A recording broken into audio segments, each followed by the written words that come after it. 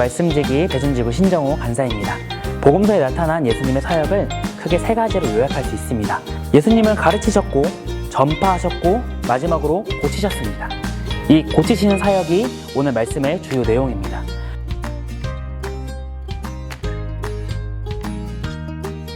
먼저 오늘 본문 말씀을 관찰해 보도록 하겠습니다. 예수님의 행동을 살펴보면 이렇습니다. 예수님이 회당에서 나와 시몬과 안드레의 집에 들어가십니다. 그곳엔 시몬의 장모가 열병으로 누워 있었고 예수님이 고치십니다. 해가 저물 때에 모든 병자와 귀신 들린 자들이 예수님께 옵니다. 예수님이 각종 병을 고치시고 귀신을 쫓습니다. 이렇게 하루가 끝나고 다음 날이 되었습니다. 새벽 밝기 전에 예수님이 한적한 곳으로 가셔서 기도하십니다. 이번에는 조금 더 깊게 몇 가지 내용을 살펴보면서 적용해 보도록 하겠습니다. 시몬의 장모를 고치신 후에 장모가 어떻게 했는지 아십니까? 바로 예수님의 수종을 듭니다. 여기서 볼 수 있는 것이 두 가지가 있습니다. 첫 번째는 예수님의 치유는 그냥 아픈 부분을 치유하는 정도가 아니라 아파 누웠던 사람이 일어나 수종 들 정도로 완전한 치유였다는 것입니다. 두 번째는 병 고침 받은 자는 가만히 있지 않고 예수님을 수종들며 예수님의 일에 동참했다는 것입니다.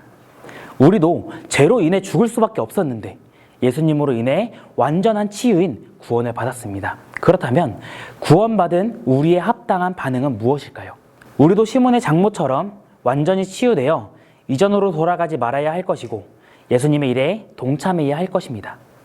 이후 예수님의 모습을 살펴보면 해가 저물 때에 병자와 귀신 들린 자들이 오고 치유하십니다.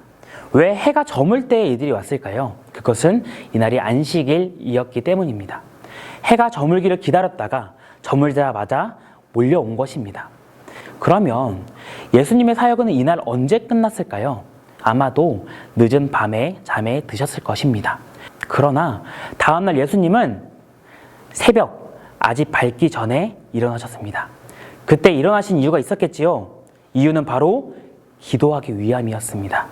일어나셔서 바로 한적한 곳으로 가셔서 기도하셨습니다.